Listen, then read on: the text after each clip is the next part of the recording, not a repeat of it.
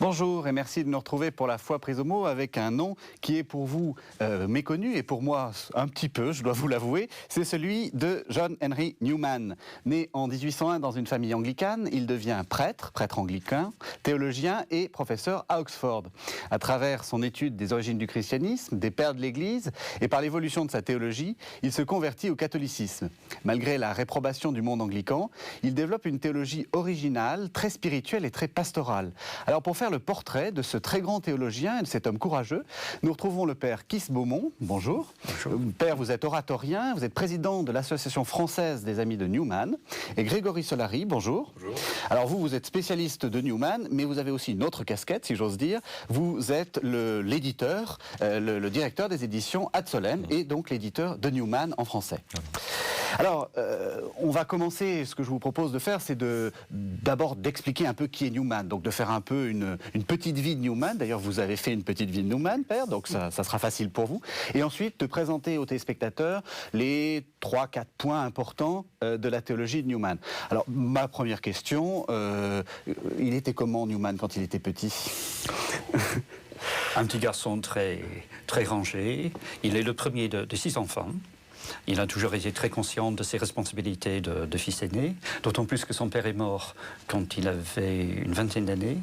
Donc c'est lui qui a dû subvenir aux besoins de la famille. Il était très intelligent, précocement intelligent. Il est entré à l'université d'Oxford à l'âge de 16 ans. Ce qui était assez exceptionnel à l'époque. Il a raté ses examens parce qu'il avait trop bossé, s'était épuisé. C'est bon à savoir. Voilà. Ce qui n'a pas empêché de briguer ce qu'on appelle un fellowship. Alors le fellow, c'est un agrégé, si vous voulez, un des collèges d'Oxford, position qu'on peut conserver à vie, qui apporte des revenus, etc. C'est vraiment le summum d'une carrière universitaire, ou ce l'était à l'époque.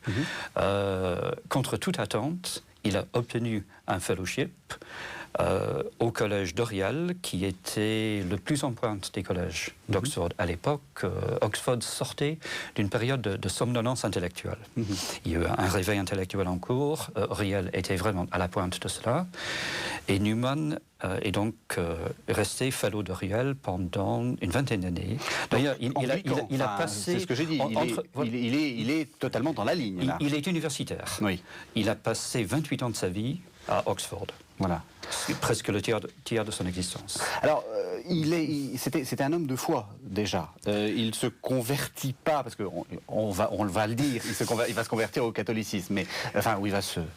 Conversion, d'ailleurs, peut-être que vous allez peut-être me le... Je vous ai vu tiquer, cette conversion. Voilà. Oui. L'enfance est moyennement pieuse, mais il faut dire que l'anglicanisme, à l'époque, est une religion un peu somnolente, si on peut dire.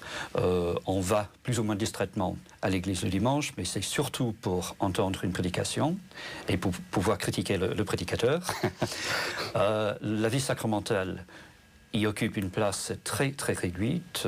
Les autels ont disparu de la plupart des églises, etc. C'est vraiment une religion de la parole, avec beaucoup de laxisme de part et d'autre, etc. Des évêques qui se contentent... Bon, c'est un cas particulier, mais l'évêque de York, à un moment donné, s'est contenté de confirmer tous les enfants de son diocèse par un seul geste de loin, sans même les rassembler. Ah oui. Newman a vécu, à l'âge de 15 ans, une expérience extraordinaire que lui-même appelle sa première conversion, et qui est, au sens propre du terme, la conversion de sa vie. Il a découvert Dieu. Il a fait cette expérience éblouissante de Dieu, qui s'exprime dans cette formule bien connue que nous trouvons dans l'Apologia, son autobiographie intellectuelle, « Moi-même et mon Créateur ». On a beaucoup critiqué l'ordre des mots, pourquoi moi-même et mon créateur. Tout simplement parce que la phrase suit l'ordre d'une prise de conscience.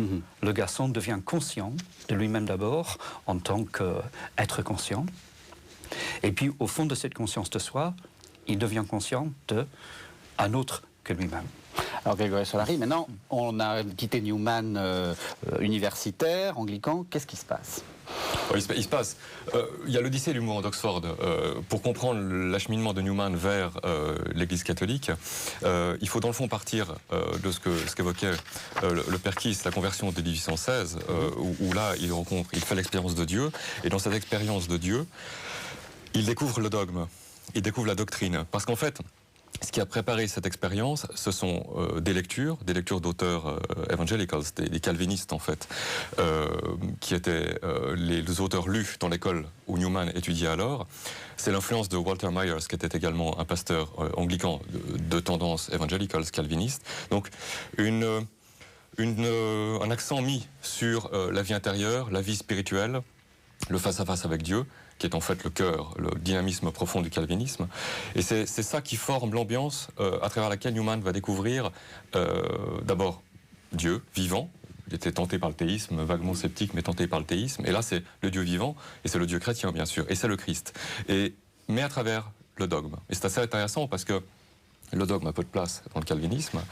Donc cette découverte, et il faut voir ça comme quelque chose de donné total. On ne sait pas si c'est une expérience véritablement spirituelle, si c'est un mûrissement de ses lectures. Newman dit que ça va durer pendant 5 mois, ce processus de conversion. Quoi qu'il en soit, au bout du compte, et quand il revient dessus 19 années plus tard dans l'Apologia, en choisissant ces mots très justes, on a bien le sentiment que c'est à la fois cet arrière-fond culturel et religieux qui a joué, puis ensuite l'influence personnelle, à travers lequel se découvre pour lui la doctrine, derrière la doctrine l'Église, diffuse encore, puisque le face-à-face calviniste, dans le fond, nie toutes les médiations. Donc l'Église, et la semence est semée en lui, qui va porter des fruits en 1845. Et entre donc 1816 et 1845, il y a le mouvement d'Oxford, il y a l'action de Newman durant ce mouvement, on va sans doute en parler du mouvement dans un moment, qui est, dans le fond, l'approfondissement pour lui, mais comme il est le porte-parole de tout le mouvement, c'est tout le mouvement qui parle avec lui, l'approfondissement à la fois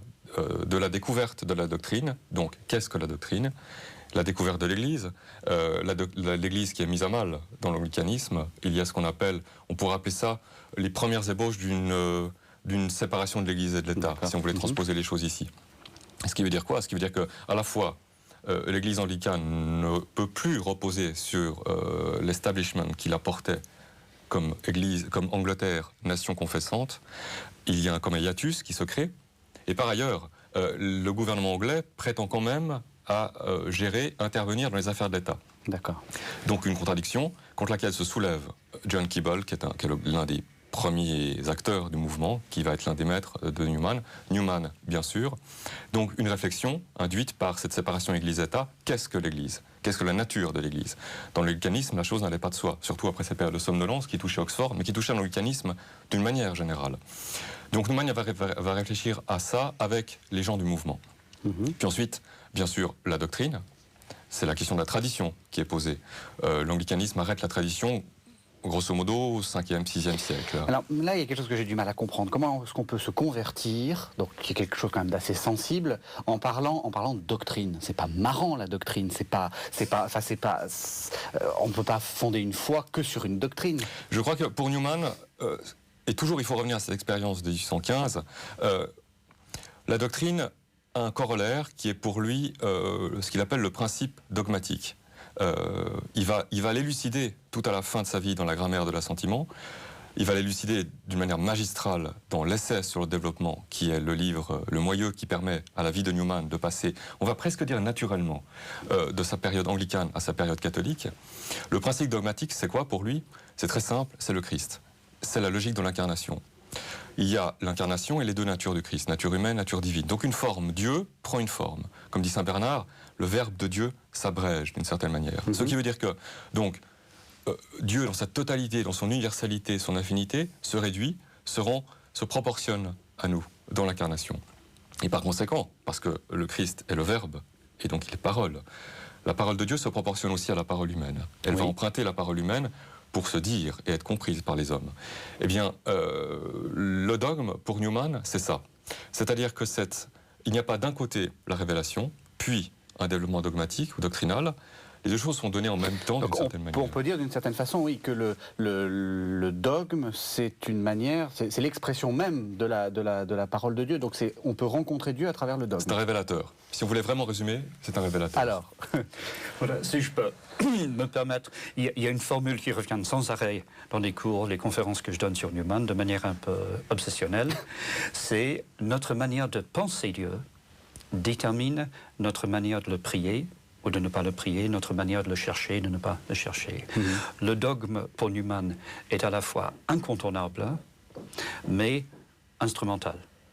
C'est-à-dire, on a besoin d'avoir une vue à peu près juste de Dieu pour pouvoir chercher dans la bonne direction, pour essayer de le rencontrer. oui. Mais le dogme n'est pas la fin, le but. Non, le dogme est l'ordre des moyens. Mais c'est un moyen incontournable. D'accord. Alors donc, on est en 1845, il est en train de faire une sorte de rupture. Elle se passe comment? Écoutez, vous avez la parole, continuez. Pardon, en 1845. 45. Oui, oui. Ouf, il s'est passé beaucoup de choses entre 1816 et 1845. Oui. Les premières années qui suivent cette conversion de 1816, Newman baigne dans ce qu'on appelle l'évangélicalisme. Dans l'Église anglicane à l'époque, il y a deux courants principaux. Le courant de la High Church, la haute Église, oui, qui est, sans être moribonde, qui est quand même assez somnolent. Newman a des paroles parfois très très dures pour cette tradition-là, pour ses représentants. Il aime ironiser en appelant ses partisans les high and dry, les hauts et secs. Il y a une autre formule qui est beaucoup plus méchante, the two-bottle orthodox. Les orthodoxes à deux bouteilles, allusion à leur consommation de Porto. Bon, c'est un peu caricatural. Mais ça, c'est le premier Coran. L'autre Coran, c'est le Coran évangélique, qui vient du méthodisme au XVIIIe siècle, qui est fortement marqué une partie de l'Église anglicane, et qui est une religion de l'intériorité, de la ferveur, très émotive aussi, avec une conception de la conversion qui n'est pas du tout celle de Newman, conversion instantanée, un seul moment du temps, etc., etc. Newman, au début, est très marqué par cette tradition-là, cette religion de l'intériorité. Petit à petit, il se rend compte qu'il faut autre chose. Il faut une religion qui s'inscrive dans la durée, dans un corps, qu'il y ait donc une église, non pas seulement l'église invisible, mais l'église visible, institutionnelle, structurelle, qu'il y ait des canaux de la grâce, qui sont les sacrements, qu'il y ait donc des autorités, une transmission, etc. Donc, tout au long des années 1830, il y a une sorte de découverte de l'église, de ce que lui-même appelle d'ailleurs le catholicisme. Pour lui, catholicisme, ça veut dire toute cette dimension il a ecclésiale, besoin d'une certaine forme d'extériorité, c'est-à-dire que voilà, le rapport intime ou direct avec Dieu ne suffit pas, il faut un peu il faut des choses de concrètes dans le monde, c'est ça? Voilà, il faut que ce rapport s'inscrive dans un corps. Donc petit à petit, il y a cette découverte. Il y a la redécouverte de certaines traditions de l'anglicanisme qui avaient été mis entre parenthèses. Il y a deux fondements, deux piliers de l'anglicanisme. Il y a cette confession de foi qu'on appelle les 39 articles d'inspiration plutôt calviniste rédigés au XVIe siècle. D'ailleurs, tout étudiant à Oxford doit souscrire à ces 39 articles. C'est une université anglicane. Newman va être obligé, en devenant catholique, de quitter l'université. Il y a également ce qu'on appelle The Book of Common Prayer, livre des prières, qui est un manuel liturgique, homilétique, etc., qui est un peu tombé en désuétude, mais qui conserve quand même une bonne partie des traditions catholiques qui remontent au Moyen-Âge. Et Newman, pour une part, veut remettre en valeur les traditions conservées dans le Prayer Book. Donc il commence par le Book of Common Prayer, voilà. Et après voilà, il évolue, parce qu'il... Il évolue. Oui. Il découvre, alors vers 1835-36, il découvre le Bréviaire romain. Oui, il en est stupéfié. Car la prière dans notre tradition protestante à l'époque, c'est de longues prières, de longues invocations à Dieu, inlassables. Il découvre une autre manière de prier, des oraisons très très courtes, une dépendance des psaumes, éléments objectifs, objectivants, etc. C'est tout le contraire d'une religion bavarde. Et il est ébloui par cela, il se met lui-même à pratiquer le bréviaire romain. Il essaie de remettre en valeur les sacrements. Il institue, lorsqu'il devient curé de paroisse, il institue une prière du matin, chose qui est prévue par le prayer book, mais qui était tombée en désuétude. Enfin, en 1837, 9 ans après être devenu curé de cette paroisse au cœur d'Oxford, St. Mary's, il arrive à instituer une Eucharistie dominicale. Instituer, ça n'existait pas. Mais, en raison de l'opposition de beaucoup de ses paroissiens, qui effleurent un retour au romanisme, sinon au papisme, il est obligé de le mettre à 7 heures du matin. Comme ça, c'est sûr que personne ne viendrait. Petit à petit, peut-être, on peut parler vraiment d'une recatholicisation de l'Église anglicane, qui est suivie par beaucoup de membres du jeune clergé, mais qui n'est pas suivie par les évêques. D'accord. Alors, et c'est le drame. Oui. Je vous laisse continuer. Donc on a là un anglican, on va dire, avec des catégories très modernes, plutôt tradies, qui fait un peu peur. Et à un moment, il bascule, si on peut dire, dans le catholicisme. Oui, non, tradit, ce ne serait pas ça. Il faut voir que, évidemment, que la question de la tradition est décisive, parce que, bon, déterminer la nature de l'Église, déterminer quelle est l'Église vivante aujourd'hui, quelle est la... Se pose la question, qui dit Église vivante, dit tradition vivante, dit question de la vie, et qui question de la vie dit développement, dit changement, la vie change constamment, les formes changent aussi. Donc Newman, il ne faudrait pas le voir comme un homme qui s'arc-boute sur des formes, qui découvre une forme idéale et qui veut absolument l'appliquer comme ça à l'Église anglicane. Il y a une chose qui est décisive dans son parcours, c'est la découverte des pères de l'Église des pères, qui séduit son imagination, qui le foudroie, pour ainsi dire. Et il va tomber amoureux de l'Église des pères, il ne la quittera jamais. Lorsqu'il écrira une lettre dans les années 1870, bien après sa conversion, il devra défendre le dogme de l'Immaculée Conception devant un de ses anciens coreligionnaires anglicans. Il dira « The fathers made me Catholics », les pères m'ont fait catholique, et il y a toujours été fidèle.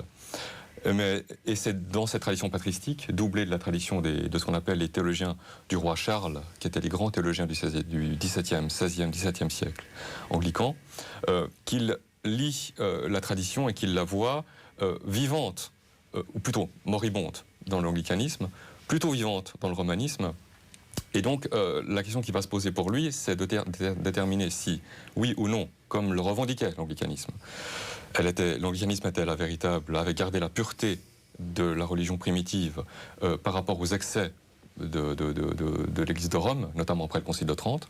Ça va être la véritable question à partir de 1837-38, et qui va le mener en 7 ans à l'Église catholique. Donc, voir que homme de doctrine, homme de foi, homme d'une doctrine constituée dans un corps, oui, tradit, non, il ne faut pas lui appliquer aujourd'hui. Ce serait vraiment de la provocation. Oui, j'entends bien. Bon alors, est-ce que vous arriverez à 1845 ? J'essaie désespérément de vous conduire à sa conversion pour vous m'expliquier. Alors, qu'est-ce qui se passe ? Pourquoi Newman devient-il catholique ? C'est très compliqué, en même temps c'est très simple. C'est un homme qui cherche à approfondir sa relation avec Dieu. Il reste, même s'il a dépassé certains éléments de cet evangelicalism de sa jeunesse, il reste profondément marqué par cette recherche d'une relation vivante avec Dieu, par cette relation intime, par cette recherche de la sainteté, car le thème de la sainteté lui vient de cette tradition-là. Mais de plus en plus, il est persuadé que tout cela passe par un corps, par la vie sacramentelle, par une structure. Et il découvre que, petit à petit, pour dire les choses un peu schématiquement, c'est l'Église catholique romaine qui a le mieux conservé ses chemins de la grâce, ses voies vers la sainteté. Et c'est assez paradoxal qu'un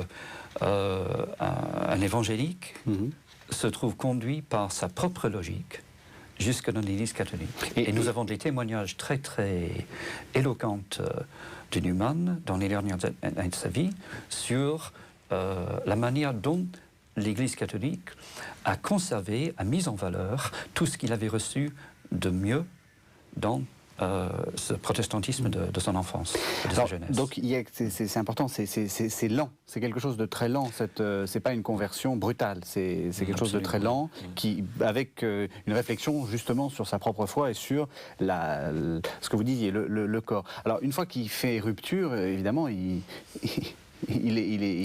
est obligé de sortir de son petit confort d'une certaine façon à Oxford, parce qu'il ne peut plus enseigner à Oxford. Oui. Alors qu'est-ce qui se passe? Juste une petite remarque, il y a à la fois rupture radicale et continuité. Il y a continuité sur le plan doctrinal et spirituel. Newman l'a dit lui-même à maintes reprises, en quittant l'anglicanisme pour rallier l'Église catholique romaine, il avait le sentiment de rentrer au port après une violente tempête. Mais sur le plan personnel, sur le plan institutionnel, il y a rupture radicale. Dans les conditions très polémiques de l'époque, catholiques et anglicans ne pouvaient guère se fréquenter. Donc la plupart de ses amis le laissent tomber. Plus tard, il va renouer avec certains d'entre eux. Mais sur le coup, c'est dramatique. Même sa propre famille le renie. Il doit quitter Oxford, qui est une université anglicane. Il doit donc perdre les revenus assez importants qui lui revenaient de son poste de fellow de Royal College. Il doit probablement mettre en péril les revenus qui lui venaient de ses publications. C'est le désert absolu. Et c'est d'ailleurs ce qu'il dit. Oui. I'm facing toward wilderness. Je me tourne, quand il écrit à sa sœur, je me tourne vers le désert. Je vais vers des gens que je ne connais pas et qui ne me connaissent pas. Parce qu'il y a un élément, je souligne juste, parce que dans cet itinéraire, ce qui est très impressionnant, c'est que Newman, d'abord, je vous ai dit, il était séduit là, par l'Église des Pères. Pourtant, il ne cède rien à la passion, à l'émotion. Il avance pied à pied vers l'Église catholique, petit à petit, par la raison. Il n'y a que des éléments rationnels, il n'y a que des démonstrations rationnelles, avec ce que le rationnel veut dire chez lui, on en parlera après, qui vont le conduire à l'église. Il s'interdit tout contact. Il aura des échanges épistolaires avec des catholiques. Il va lire quelques livres, etc. Mais des contacts directs, il n'en aura pas. Et donc c'est, ne connaissant... Il part comme ça dans l'inconnu. Il part comme ça. Ouais. Et c'est très impressionnant. On a parlé parfois du martyr de Newman. Je crois que oui, là pour le coup, lui qui était un homme très sensible, qui maîtrisait, contrôlait sa sensibilité, mais qui était très sensible, d'avoir tout abandonné, d'avoir quitté Oxford, qu'il imaginait vivre jusqu'à la fin de sa vie, c'était la ville sainte pour lui, Oxford. C'était terrible, c'était terrible. Je crois qu'on mesure pas, on mesure sans vraiment mesurer l'arrachement que ça a été pour lui. Mais pour autant, le soir même de sa conversion, de son baptême sous confession, sous condition, et de sa confession, une paix énorme l'envahit. Et comme le dit Perkis, le port est atteint. Alors, on va s'arrêter là dans la description de la vie, parce que je me rends compte que la vie influe très, très précisément sur la théologie. Et j'aimerais que vous nous expliquiez justement... c'est quoi sa théologie-là, à ce moment-là? Vous avez plusieurs fois évoqué la question de la présence intérieure. C'est quoi? C'est une théologie tout à fait particulière de Newman.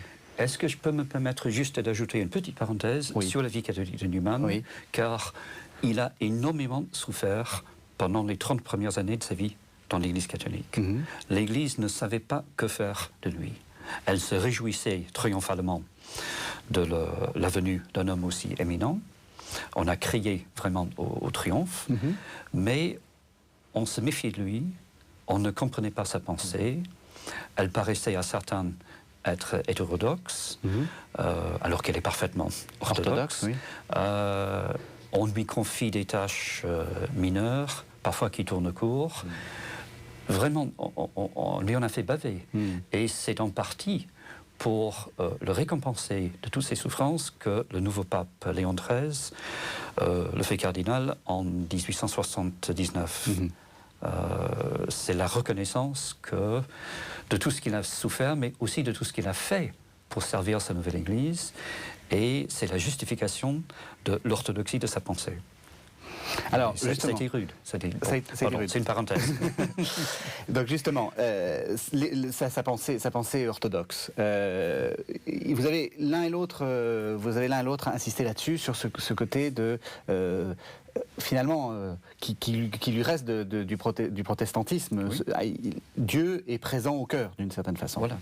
Oui, oui. Enfin, au protestantisme, ça fait partie aussi du catholicisme, de la meilleure tradition catholique. Bien entendu, mais je veux dire, c'est là-dessus que le protestantisme insiste, surtout le protestantisme évangélique. Voilà, tout à fait, oui. Alors, qu'est-ce que ça signifie pour lui, cette présence de Dieu au cœur? Enfin, en quoi c'est fondamental et c'est le cœur de sa théologie?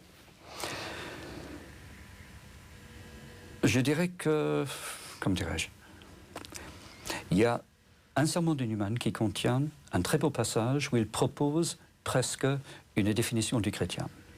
Le chrétien peut presque se définir comme un homme qui a un sens de la présence de Dieu en lui. Lui-même a vécu toute sa vie avec ce sens, ce sentiment de la présence de Dieu en lui. C'est un homme très pudique. C'est un gentleman anglais du 19e siècle qui ne porte pas son cœur sur la manche, comme on dit, mais il y a des indices par-ci, par-là. Et il est clair que sa propre expérience de Dieu est très profonde. Est-ce qu'on peut dire que Newman est un grand mystique? Tout dépend du sens qu'on donne, mais oui, je dirais, à la limite, certainement un très grand spirituel.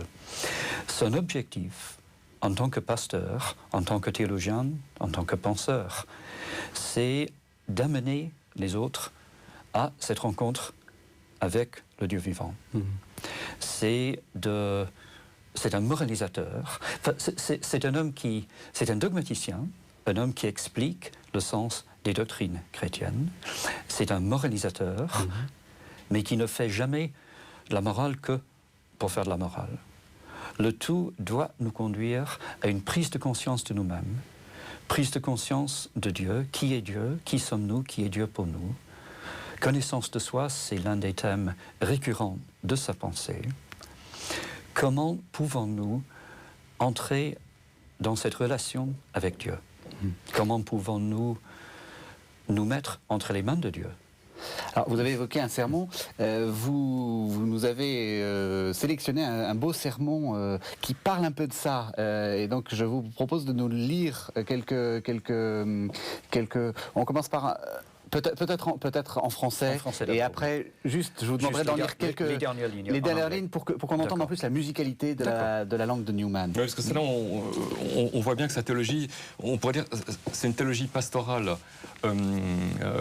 qui n'exclut pas la doctrine, et dans son approche de la doctrine, l'élément pastoral est toujours présent. Autrement dit, quand il prêche, quand il écrit, quand il étudie, c'est toujours effectivement pour nous ramener à ce face-à-face. Et ce sermon qui s'intitule « L'immortalité de l'âme », c'est à la fois un portrait du Newman intérieur, une image admirable, je crois, de sa prédication, et de cette poétique de prédication qui ramène le lecteur à ce face-à-face qu'il avait expérimenté lui-même. Myself and my creator. Moi-même et mon créateur. Comprendre que nous avons une âme, c'est éprouver que nous sommes séparés des choses visibles, que nous ne dépendons pas d'elles, que nous avons en propre une existence distincte, une individualité, la capacité de nous conduire de telle ou telle façon, la responsabilité de nos actes. Voilà les grandes vérités qui sont enfouies jusque dans l'esprit des enfants et que la grâce divine peut faire éclore malgré la pression du monde extérieur. Et lorsque Dieu nous visite, aussitôt des frémissements s'éveillent en nous. La vanité et la fragilité des choses de ce monde nous frappent. Leurs promesses ne sauraient être tenues. Elles nous déçoivent. Ou alors, même si les promesses sont tenues, nous ne sommes pas satisfaits. Nous attendons encore autre chose, sans bien savoir quoi, mais à coup sûr, quelque chose que le monde ne nous a pas donné. D'ailleurs, le monde change si souvent, si soudainement, si sournoisement, sans cesse. Il ne finit pas de changer. Il change toujours jusqu'à nous donner la nausée. C'est alors seulement que nous cessons de compter sur lui. D'évidence, nous ne pouvons compter sur le monde que si nous adoptons son allure et changeant en même temps que lui. Or, c'est impossible. Nous savons qu'au moment où le monde change, nous restons une seule et même réalité. Ainsi, par la grâce divine, nous avons un aperçu de notre indépendance envers les choses de ce monde et de notre immortalité. Et si par hasard le malheur nous frappe, comme c'est fréquent, nous comprenons encore mieux le néant de ce monde. Nous lui retirons encore plus notre confiance. Nous nous détachons de son sein, et au bout du compte, il n'est plus rien qu'un voile, inutile, flottant devant nos yeux, incapable, malgré ses couleurs variées, de nous cacher ce qui est au-delà.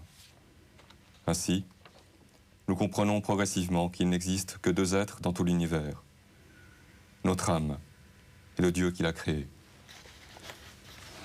Et donc la fin du passage, la dernière phrase en anglais. And should it so happen that misfortunes come upon us, as they often do, then still more are we led to understand the nothingness of this world. Then still more are we led to distrust it, and are weaned from the love of it, till at length it floats before our eyes merely as some idle veil, which, notwithstanding its many tints, cannot hide the view of what is beyond it. And we begin by degrees to perceive that there are but two beings in the whole universe, our own soul and the God who made it. Oui, je vous ai laissé lire un peu en anglais, ce qui est un peu difficile dans la télévision française, pour que les gens se rendent bien compte à quel point, même si on ne comprend pas l'anglais, il y a une musicalité de la langue de Newman, et ça se lit facilement. Voilà, oui, oui. Alors Newman, c'est un petit détail intéressant, avait une manière très particulière, paraît-il, d'après les témoignages que nous avons, de prêcher. D'abord, il faisait tout ce qu'on nous dit aujourd'hui de ne pas faire. Il lisait son texte. Il avait un texte entièrement rédigé. Oui. Il lisait son texte sans lever les yeux vers l'Assemblée. C'est l'horreur. Ah oui, ça c'est ce qu'il faut absolument pas faire. Ces sermons dépassaient très très largement les 7 ou 8 minutes qui nous sont impartis aujourd'hui. Oui. Certains sermons devaient durer une bonne demi-heure, sinon 3/4 d'heure. Et pourtant, l'effet était magique. Les gens étaient envoûtés. Mais il avait une manière de parler. D'abord, il s'adressait à des gens qu'il connaissait intimement. Et beaucoup de gens disent, mais il nous révélait à nous-mêmes. Il nous faisait voir des choses en nous-mêmes dont on était vaguement conscient, mais sans plus. C'était vraiment un chemin de découverte de nous-mêmes. Et il parlait rapidement, d'un ton très musical, mais en laissant des pauses entre les phrases, pour qu'on puisse intérioriser. Alors, je n'ai jamais osé prêcher de cette manière-là, mais j'aimerais bien un jour. Alors, donc, on voit bien, et le sermon est très caractéristique, c'est la profonde unité qu'il y a entre justement toutes les dimensions. Finalement, il parle à la fois là de la vie, du rapport avec Dieu. Il parle également de la souffrance et donc du juste comportement, donc ce qu'on pourrait appeler de la morale. Enfin bon, il parle également de la vie spirituelle, de la vie intérieure. Bon. C'est cette unité qui est très frappante chez Newman. Oui, elle est frappante. C'est même sa particularité. Et c'est pour nous, Newmaniens, qui nous penchons sur lui, sa grande difficulté. Parce que parler d'un élément, c'est vouloir parler de tous les autres éléments. Oui. Newman est l'homme de... Une chose revient assez souvent chez lui, c'est l'idée de vision, de view, d'avoir une perspective. Souvent, il se plaint beaucoup de l'enseignement universitaire de son époque parce qu'il ne permet pas d'acquérir une vue des choses. C'est-à-dire une distance nécessaire pour apprécier l'ensemble d'un phénomène. Ça, c'est une mission qu'il assigne principalement à la culture. Mais pour lui, la plus grande distance, la première distance, c'est la distance élémentaire. Culture, c'est l'ordre de la nature. Voilà. Prendre de la distance pour voir les choses, les connexions, etc. Bien. Le monde intérieur, le monde extérieur, etc. La plus grande distance, pour lui, et c'est le critère principal, c'est d'essayer de se placer dans le regard même de Dieu pour voir les choses. Donc partir du monde invisible pour voir le monde visible. Et c'est ce qu'on voit dans les sermons, ce qu'on sent, ce qu'on touche dans les sermons, dans toute son œuvre. Et alors cette totalité qui implique à la fois la vie intérieure, la vie extérieure, la morale et la théologie, la philosophie et la théologie, enfin tout, elle a quand même un point central. Sans quoi Newman serait un faisceau d'éléments qu'on essaierait de reconstituer. Il y a, je crois, une unité profonde. Et je crois que cette unité profonde, c'est chez lui la conscience. La conscience, qu'est-ce que c'est? C'est pas la conscience réflexe telle qu'on la connaît aujourd'hui. C'est une conscience qui, d'une certaine manière, a comme 2 degrés. Un premier degré que j'appellerais ontologique. Oula, vous prononcez un mot difficile. C'est-à-dire qui nous est donné avec notre être propre. Tout homme a une conscience, et pour autant, cette conscience dépasse l'ordre naturel. C'est la voix de Dieu en nous, la trace de notre être de créature, etc. Les pères médiévaux parlaient de la syndérèse ou de l'anamnèse de l'âme, etc. Donc c'est une chose qui nous dépasse et qui, si on y est fidèle, nous rend de plus en plus transparents au Créateur. Et de nouveau, on retrouve cette idée « myself and my creator ». Et puis il y a la conscience morale, qui n'est pas vraiment autre chose, mais qui est une autre modalité. Et pour Newman, me semble-t-il, je vous parlais de la culture, puis ensuite de la théologie, le préalable culturel, c'est former la conscience. Former la conscience dans ses maîtrises de connaissances, de manière à ce que... Et former la conscience ensuite pour pouvoir poser des actes vertueux, pour par ces actes, que ce soit des actes d'intelligence ou des actes moraux, donc de l'agir, pour à la fois dans son intelligence et à la fois dans son comportement, toujours plus se rendre transparent à Dieu, toujours plus se rendre transparent à la vérité, aux requêtes de la vérité, dans tous ses ordres, pour y être fidèle jusqu'au bout.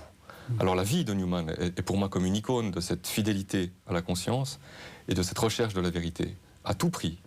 Et la pensée de Newman est déterminée par ça. Donc vérité et conscience, et donc cette vérité qui requiert tout l'homme. Parce que comme dit Newman très souvent, ce n'est pas l'homme rationnel qui parle, c'est pas la raison pure qui parle en l'homme et qui cherche la vérité uniquement. C'est tout l'homme. C'est l'homme avec son intelligence, mais c'est l'homme avec sa sensibilité, etc. Mais pour autant, il n'y a pas de sorte de volontarisme spirituel. C'est pas je veux m'incorporer à Dieu ou je veux m'unir à Dieu. Il y a quelque chose de beaucoup plus... en préparant l'émission, on parlait d'une certaine parenté avec Thérèse de l'Enfant Jésus, qui est pas a priori la personne qu'on rapprocherait le plus de Newman, dans cet abandon. C'est vrai, et il y a une évolution chez Newman. Le premier Newman parle beaucoup de la sainteté, de la recherche de la sainteté. Excusez-moi. Et c'est dans une perspective très volontariste. C'est l'influence calviniste, évangélique, etc. Et puis c'est une conception très, très, très morale, très moralisatrice. Petit à petit, nous trouvons le thème de l'influence de l'Esprit Saint en nous. Nous nous laissons sanctifier par la présence. Ce qui ne veut pas dire qu'il n'y ait pas un travail à faire. Il y a un énorme travail à faire sur nous-mêmes, mais c'est un travail pour nous rendre plus présents, plus accueillants, plus disponibles justement à cette présence intérieure. Et finalement, nous nous laissons sanctifier. Nous essayons de nous mettre entre les mains de Dieu. Nous essayons de vivre cet abandon à Dieu. Le mot anglais, d'ailleurs, chez Newman, est surrender. Surrender, c'est-à-dire se rendre. Oui, se rendre. C'est une métaphore militaire. C'est très fort. Voilà. Oui. Et c'est un terme qui revient très très souvent chez lui. En même temps, il y a une chose qui m'a toujours frappé chez les grands auteurs spirituels qui prônent cette spiritualité de l'abandon. C'est pas du gnangnan, c'est pas du laisser aller. Oui. Ce sont des personnes qui ont une sacrée force de volonté. Et je crois que pour en venir là, il faut justement avoir cette force de volonté pour en arriver à faire confiance, à s'abandonner entre les mains de Dieu. Et c'est le cas de Newman. Une volonté farouche, une maîtrise de lui-même, étonnante, tout un travail tout au long de sa vie sur lui-même, mais pour finalement se laisser habiter, travailler, transformer par cette présence intérieure.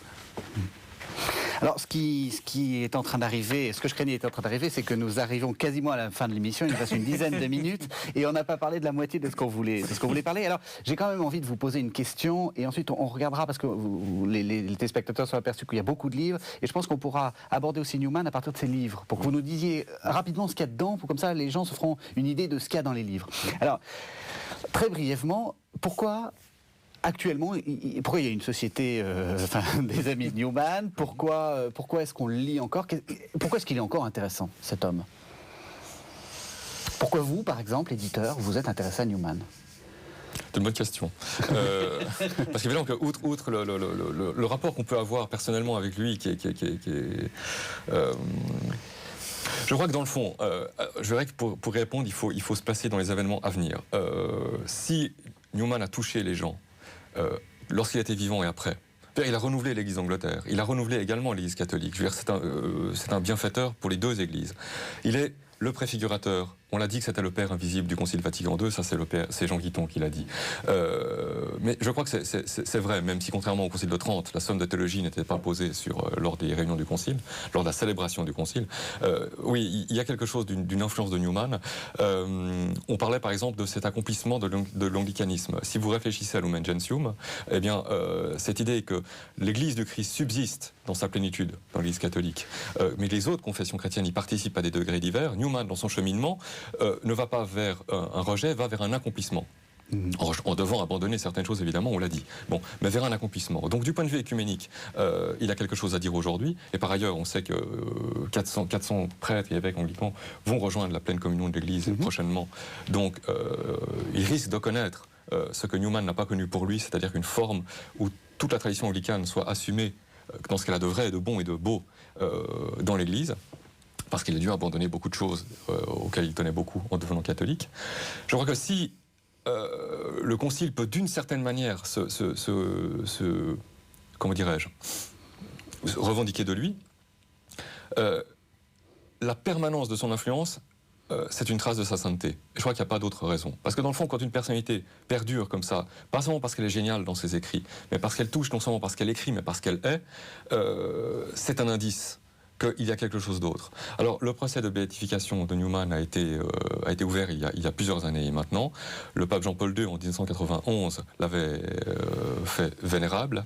On a appris en janvier que le procès de béatification maintenant est arrivé à terme et qu'il va très sans doute être proclamé bienheureux très prochainement, peut-être même dans le courant de cette année.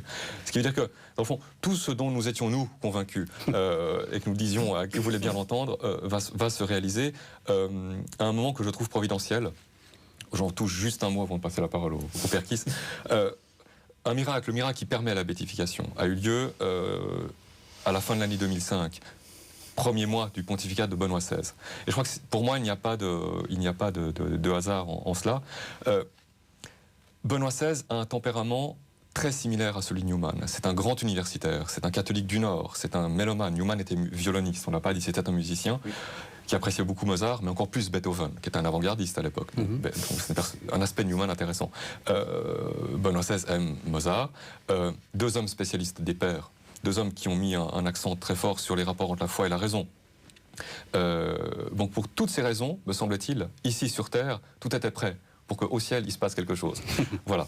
Et voilà, c'est pour ma part la raison pour laquelle je crois que Newman doit être lu aujourd'hui. Je vous donnerai une réponse personnelle, car j'ai découvert beaucoup de choses à travers Newman. J'ai découvert certains aspects de la pensée théologique de l'Église, le sens de la Trinité. J'avoue que mes cours universitaires ne m'ont pas beaucoup éclairé là-dessus. C'est Newman, je pense, qui m'a permis de comprendre le sens profond de cela. Mais globalement, quel est l'intérêt de Newman? Le sens de Dieu. Il a un sens extraordinaire de Dieu comme présence. La recherche d'une cohérence entre pensée, vie éthique, agir, et vie spirituelle. Il y a dans ces conférences prononcées pour le lancement de l'Université catholique d'Irlande à Dublin, dans l'idée d'université, il y a une formule qui revient maintes fois, c'est, je dis en anglais, « a connected view of things ».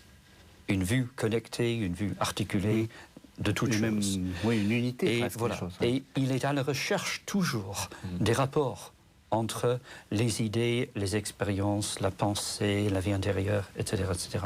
C'est comme une obsession chez lui. Je crois que ça peut nous rendre service à nous. Troisième chose, il dépasse les clivages trop faciles. Newman n'est ni tradit, ni progressiste. Il est l'un et l'autre. Il est ni intellectuel purement, ni un pur spirituel. Il est l'un et l'autre. Et je crois que, si je peux me permettre de le dire, dans une culture française où nous avons trop tendance à voir partout des oppositions, Newman peut nous aider à voir plus large, à comprendre qu'il n'y a pas ou ceci ou cela, mais qu'il y a et ceci et cela, et puis encore cela, et puis encore cela. Alors, donc, assez rapidement, je vais vous demander, parce que vous nous avez amené, parce que vous êtes l'éditeur là, à Solem, assez rapidement, je vais vous demander de nous présenter les livres disponibles de Newman. Qu'est-ce qu'il contient? Alors, j'en tiens un, là, pour commencer, qui s'appelle l'Antichrist. Alors, l'Antichrist, c'est 4 sermons sur la notion que les pères avaient de l'Antichrist. Newman avait le pressentiment que le XXe siècle qui arrivait serait un siècle très différent de tous ceux qu'on a connus auparavant et qui serait sans doute marqué par une apostasie générale. Le temps lui a donné raison. C'est une dimension prophétique de son œuvre. Alors j'en tiens un second, toujours chez Solem, Lettre à Pusey. Ou Pusey, je ne sais pas comment on dit. Pusey. Excusez-moi mon accent. Non, je vous en prie. Alors, en fait, c'est une réponse à une attaque un peu surprenante venant de la part d'un de ses anciens confrères de l'oratoire d'Oxford, du mouvement d'Oxford, qui était resté anglican, qui s'en est pris à la doctrine catholique de la Vierge Marie. C'est un traité de mariologie absolument superbe. Newman s'appuie sur les pères. Ça m'a appris des choses. Alors, un peu plus gros, l'essai sur le développement de la doctrine chrétienne. Alors ça, c'est le maître-livre de Newman. Lorsqu'il commence à l'écrire, il n'est pas encore catholique. Quand il le termine, il ne le termine pas. Il entre dans l'Église avant de le terminer. C'est ce qui lui a permis de faire le pas du 8 au 9 octobre 1845. C'est toute la théorie du développement qui est la raison principale de sa conversion. Le développement appliqué à la tradition et à l'Église, critères appliqués à l'histoire de l'Église ensuite. Voilà. Ensuite, toujours chez Solem, Méditation sur la doctrine chrétienne. C'est un ouvrage, Newman a beaucoup écrit de prières, de méditation, etc. Ça révèle bien la spiritualité de l'homme. En même temps, c'est souvent une spiritualité qui se dit, qui se réfléchit. Il prie à partir de textes, à partir de notions théologiques. C'est un aspect, il n'y a pas que cela, mais c'est un très très beau livre. L'idée d'université. Une partie, il y en a plusieurs, il y a un deuxième volume qui est ici. Ce sont les conférences que Newman a données lorsqu'il a été appelé à fonder l'Université catholique de Dublin en 1851. C'est des conférences qui s'étalent entre 1852 et 1859. Là, il y a 9 conférences.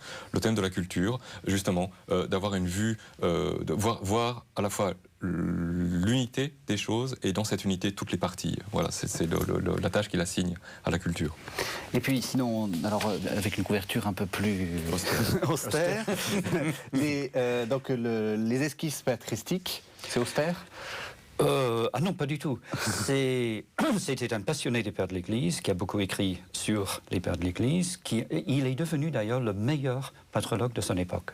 Meilleur connaisseur. Bon, aujourd'hui, les progrès, les recherches ont bien avancé, mais Newman reste quand même un très bon connaisseur. Et puis, toujours la couverture austère des éditions Solem, les sermons, attendez, comment ça s'écrit? Sermons universitaires. Alors, c'est les fameux sermons dont vous parliez qui duraient des heures. Voilà. Le plus long devait durer 1h30. Ce sont des conférences, donc, en fait. À lire, des conférences. À lire, c'est pas, voilà. C'est pas difficile à lire. Ah non, du tout. Non, la pensée de Newman est toujours très complexe, mais toujours très claire. Il faut suivre la complexité des idées, mais ce n'est jamais obscur. Alors sinon, pour ceux, oui, il y a aussi un petit chemin de croix qui a été choisi par Jean-Paul II, et puis un livre qu'on a vu passer, qui est un livre de Louis Bouillet, d'introduction. Et puis, on a vu également passer, toujours chez Solem, l'Apologia Pro Vita Sua, qui est donc une sorte d'autobiographie. Oui, on n'en a pas. C'est son autobiographie intellectuelle. Alors sinon, pour ceux qui ont envie, parce que l'idée c'est aussi de montrer, de donner envie aux gens, et donc, donc voilà, c'est pour ça qu'on fait un peu beaucoup de bibliographie. Vous avez écrit, Père Kiss, plusieurs livres, dont Une petite vie de John Henry Newman. Oui. Donc un petit ouvrage de vulgarisation. Voilà. Mais on peut peut-être commencer par ça. Apparemment, ça marche bien. Voilà. Un Et puis, prier 15 jours avec le cardinal Newman, donc une sorte de sélection. Voilà, c'est dans la série chez Nouvelle Cité, prier 15 jours avec. Et j'ai voulu proposer une sorte de mini-itinéraire spirituel avec Newman. Sinon, là aussi, pour rentrer dans la pensée du cardinal Newman, l'autre spécialiste... Le grand spécialiste en France de Newman, c'est le cardinal Honoré, qui a écrit 7 ou 8 livres sur lui. Là, j'ai apporté ses 2 derniers livres, Les aphorismes de Newman. Donc, les aphorismes de Newman, qui se trouvent chez au Cerf. Au Cerf, et puis l'avant-dernier, Newman, un homme de Dieu. Voilà, on essaie de voir les deux à la fois. 2 très très beaux livres. Voilà. Et sinon, on trouve également au Cerf d'autres sermons paroissiaux. Voilà, alors il y a 8 volumes de sermons paroissiaux, donc ce sont les 2 derniers. Il a fallu au Cerf 15 ans pour arriver au terme de l'entreprise. Voilà, et puis les quelques autres livres sont des livres patronnés par l'association des Amis de Newman, traduit par des membres de l'association, donc Calista, les Ariens du IVe siècle, et puis la deuxième partie de l'idée d'université. Et si je peux juste vous signaler, vous avez le dernier numéro des études newmaniennes, si on peut le montrer. Bien sûr. C'est la revue annuelle de l'Association française des Amis de Newman. Et le dernier numéro contient les actes du colloque de 2006, consacré au thème de la conscience. J'ose penser que c'est l'un de nos meilleurs numéros. Alors, je vous propose de terminer justement un peu en musique, parce que Newman a été mis en musique par Arvo Pärt, donc un musicien contemporain. Alors, très rapidement, est-ce que vous pouvez nous lire ce qui est dit et on va entendre ça, et on terminera là-dessus notre émission. C'est la fin d'un sermon. C'est la fin d'un sermon de Newman que Arvo Pärt a sélectionné et a mis en musique. En anglais d'abord ? En anglais. Rapidement. May he support us all the day long, till the shades lengthen and the evening comes, and the busy world is hushed, and the fever of life is over, and our work is done. Then in his mercy may he give us a safe lodging, and a holy rest, and peace at the last. Qui nous soutienne tout au long du jour, jusqu'à l'heure où les ombres s'allongent. Quand vient le soir, que le monde affairé se tait, que la vie enfiévrée s'achève, et que notre tâche est accomplie. Alors puisse sa miséricorde nous procurer un abri sûr, un saint repos et la paix, enfin. On va conclure comme ça. Voilà. Traduction conjointe.